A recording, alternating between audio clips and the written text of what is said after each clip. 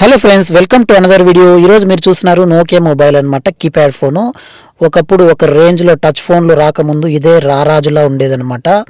ఈ ఫోన్ ఎలా గట్టిగా ఉండేదంటే ఇంట్లో ఏదన్నా ఎలక్కాయ కొట్టుకోవాలన్నా కూడా ఈ ఫోన్తో కొడితే ఫోన్ పగలదనమాట, ఎలక్కాయ పగులుతుంది. అలా ఉండేది స్ట్రాంగ్గా ఒకప్పుడు.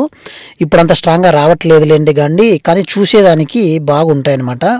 ఆ మోడల్స్ అయితే చాలా ఉన్నాయి. 5310, నోకియా 150, నోకియా 105, చాలా మోడల్స్, నోకియా 130.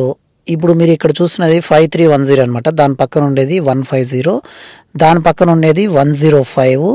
ఇది ఇక్కడ మీరు చూస్తున్నది ఇప్పుడు నోకియా 130 అనమాట. అన్ని కాస్ట్ డిఫరెన్స్, కొద్దిగా డిఫరెన్స్లో రేట్లు అనమాట. హై రేంజ్ నుంచి లో రేంజు.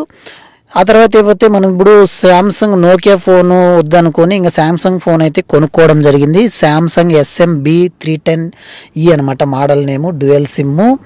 ఇందులో మనకు LCD 2 inches ఉంటుందన్నమాట. మ్యూజిక్ ప్లేయర్ కూడా ఉంటుంది, SD కార్డ్ సపోర్ట్ కూడా ఉంది, FM రేడియో వస్తుంది, ఆ తర్వాత టార్చ్ కూడా వస్తుంది అనమాట.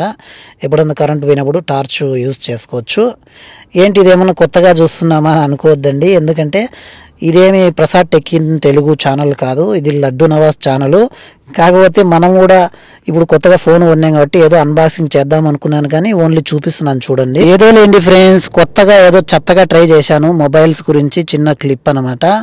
వీడియో మీకు ఎలా అనిపించిందో కామెంట్ చేయండి. ఇటువంటి వీడియోలు కావాలంటే మన ఛానల్లో ఐఫోను, శాంసంగ్ అన్ని అన్బాక్సింగ్లు చేద్దాము. మీరు కామెంట్ చేయండి ఎలా ఉందో అది. గైస్, వీడియో నచ్చితే లైక్ చేయండి. మరో లేటెస్ట్ వీడియోతో మళ్ళీ కలుద్దాము. బాయ్ బాయ్, జై హింద్.